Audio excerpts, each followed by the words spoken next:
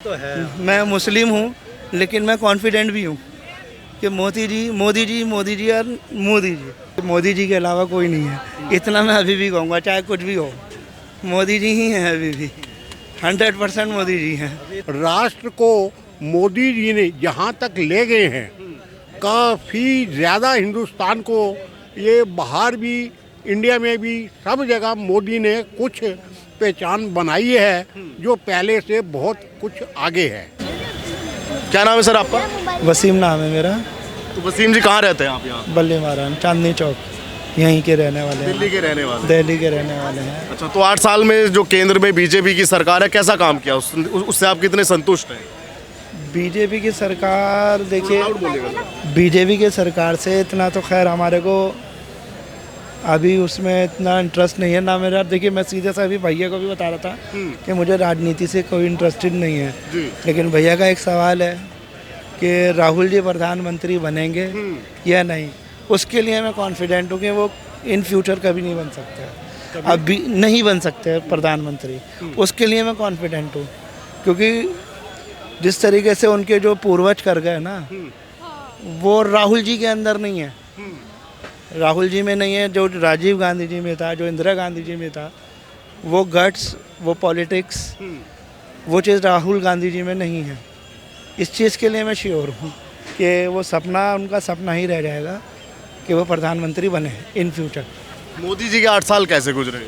अब मोदी जी के बहुत बढ़िया भी हैं, खासियत भी है उनके अंदर, और कुछ कमियां भी हैं, और ये पब्लिक सभी जानती है कि उनके अंदर क्या कमी या कभी। बस एक मोदी जी की हमें एक चीज़ समझ नहीं आती कह रहा हूँ, मोदी जी की सिर्फ एक ही चीज़ समझ में नहीं आती, जब कोई चीज़ हाईलाइट होने लगती है ना, तो उसमें सांप्रदायिक को इन्वॉल्व कर दिया जाता है कि हिंदू मुस्लिम, वो चीज़ समझ में नहीं आती हमारी कि ऐसा हमेशा क्यों होता है मोदी जी की सरकार? जी हाँ।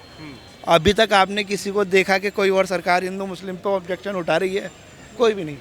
इस सरकार ने कहाँ आपको ऐसा लगा कि इस सरकार ने हिंदू मुस्लिम किया? बीजेपी। हाँ, मतलब कहाँ पे किया? मैं अभी एक लेटेस्ट आपको डेमो देता हूँ। एक अभी पठान आ रही है जी। उसके अंदर वो भगवा भगवा रंग, जबकि ऐसा कोई वो नहीं है। सिर्फ एक मानसिकता है हमारी, जो चीज़ उसमें हम देख रहे हैं। उसने हरा भी पहना है, भगवा भी पहना है, और भी कलर पहना है, लेकिन हाईलाइट क्या किया जा रहा है? ओनली भगवा।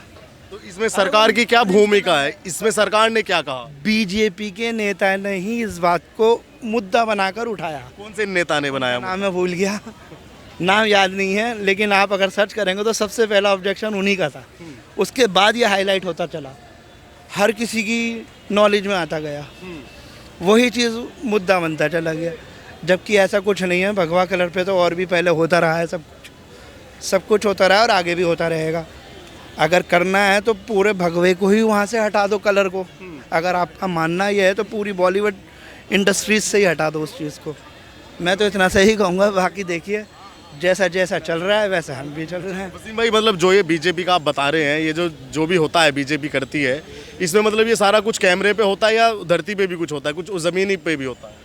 देखिए, अब आपका नाम वसीम है, मेरा नाम आकाश है, और हम आपसे बात कर रहे हैं। अरे सर, देखिए, आप आकाश, हम वसीम, लेकिन हम सबसे पहले इंसान हैं, ये मानेंगे?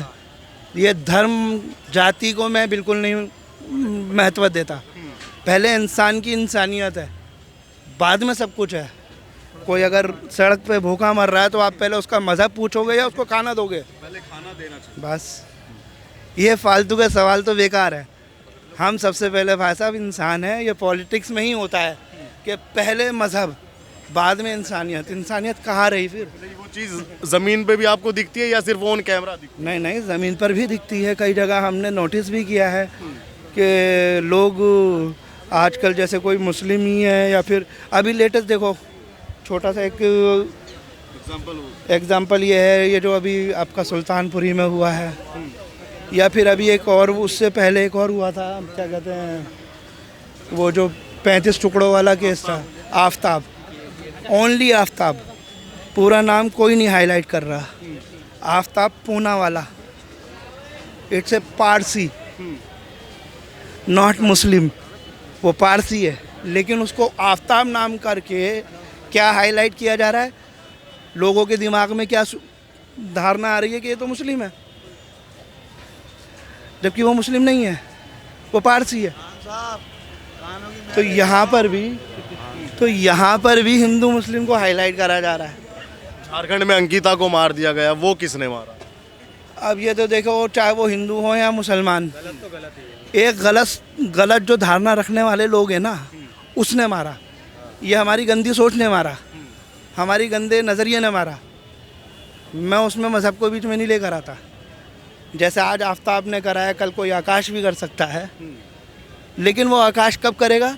जब उसका खुद का नज़रिया गंदा होगा। समझ रहे हैं ना? तो 24 में कौन आ रहा है फिर लोकसभा के चुनाव? अरे सर, मोदी के अलावा, अभी मोदी जी के अलावा कोई नहीं है। इतना मैं अभी भी कहूँगा, चाहे कुछ भी हो, मोदी जी ही हैं अभी भी। 100% मोदी जी हैं। अभी तो है। मैं मुस्लिम हूँ, लेकिन मैं कॉन्फिडेंट भी हूँ कि मोदी जी और मोदी जी।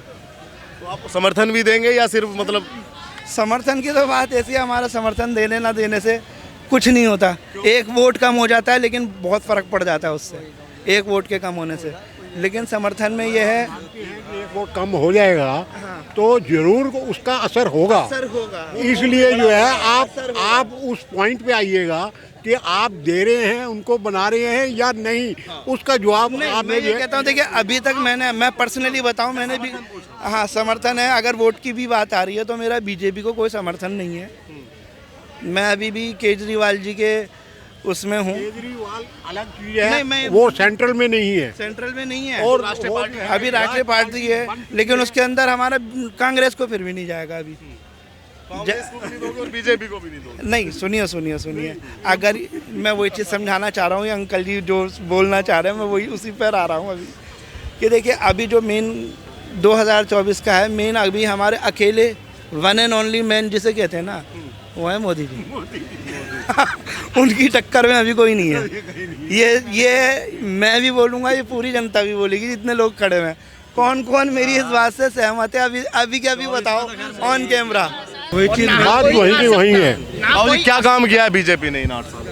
बहुत बढ़िया। जहाँ तक सेंट्रल की बात है, वो ये देख लीजिएगा कि पहले हमारा हिंदुस्तान का प्राइम मिनिस्टर अमेरिका के राष्ट्रपति के पीछे पीछे जस्ट लाइक ए पीएन चलता था, और आज वो मोदी जी हैं जो कम से कम बराबर की आंख मिला करके चलते हैं।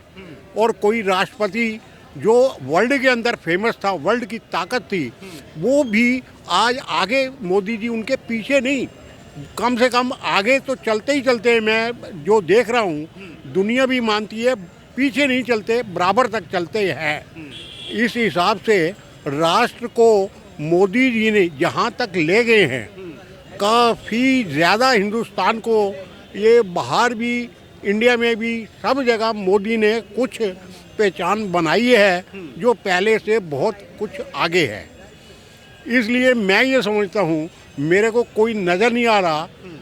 केजरीवाल जहाँ तक है वो लोकल है, खाली दिल्ली स्टेट के लिए ज़रूर है, मगर सेंट्रल के अंदर अभी तक मेरे को नहीं लगता सही काम हुआ है। जो कोई मोदी के खिलाफ आगे कोई पार्टी ले जाए और मोदी को हरा जाए, मेरे को नहीं लगता। लेकिन जो इन्होंने बताया कि जो नफरत फैलाई है बीजेपी ने, उसका असर भी देखने को मिलेगा थोड़ा सा। मेरे हिसाब से इतना असर नहीं होगा, क्योंकि कोई इतना पार्टी नहीं है, तो इतनी पार्टी मजबूत नहीं है। लेकिन आप एक बात बताइए, हम जैसे लोगों से बात करते हैं, एक रिक्शा चलाने वाले से ही बात करते हैं, वो उस आदमी को 370 हटाने का या मोदी जी के बाहर जाके आगे पीछे चलने का किसी नेता हो गया, क्या फ़र्क पड़ता है? उसको तो अपना महंगाई कम होना चाहिए।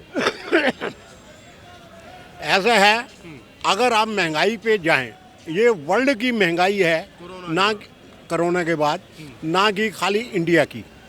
आप आज भी अगर आप देख लें, इंडिया का 1 रुपया जो 1949 का अगर आपके पास पड़ा हो, तो उसके 1 रुपये के अंदर मैं आपको $8 देने के लिए तैयार हूँ।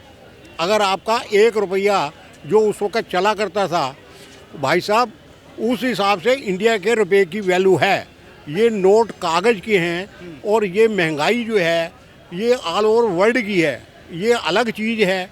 जो इंडिया की मेन जो करेंसी पहले पुरानी चांदी के सिक्के जो आज 780 रुपये का है और डॉलर तो उसके मुकाबले आज भी 8 आएंगे। जहाँ तक महंगाई की आप बात कर रहे हो ये तो जनरल वर्ल्ड की महंगाई हुई है। इंडिया का 1 रुपया आप निकाल के ले आइएगा 780 रुपये 750 रुपये बाज़ार के अंदर रेट है। आप सोचिएगा उस टाइम का और इस टाइम के ऊपर ये महंगाई तो सारे ने की अब तक हुई है। मोदी के आने से एकदम थोड़ा हो गई है। जो कागज़ के नोट हैं ये तो जो कांग्रेस कहती है, जो राहुल गांधी अपनी यात्रा में बार बार कह रहे हैं कि जो हमने 60 सालों में बनाया वो 7 साल में बिगाड़ दिया। ये नैरेटिव सेट किया जा रहा है कि 7 साल में इतनी बेरोजगारी हुई, इतनी 60 साल में आप बेरोजगारी। खुद ही अंदाज़ा लगा लीजिए 60 साल पहले जिस वक्त जवाहरलाल नेहरू और चाइना की लड़ाई हुई थी उस वक्त नेहरू जी थे। तो उस वक्त क्या हुआ था, इंडिया के लोगों ने ही ब्लेम, मिनिस्ट्री ने ही ब्लेम लगाया था कि आप क्या कर रहे थे उस वक्त अपनी मिलिट्री का तरक्की करने के वक्त आप खिलौने ही बनाते रह गए थे। जब आपका चाइना ने आपके ऊपर अटैक किया और आप एकदम आप काफ़ी इलाका दे बैठे, सब कुछ दे बैठे, आज तो इन्होंने वापस लिए हैं। आप यहाँ नहीं हिंदुस्तान के किसी बॉर्डर पे चले जाइएगा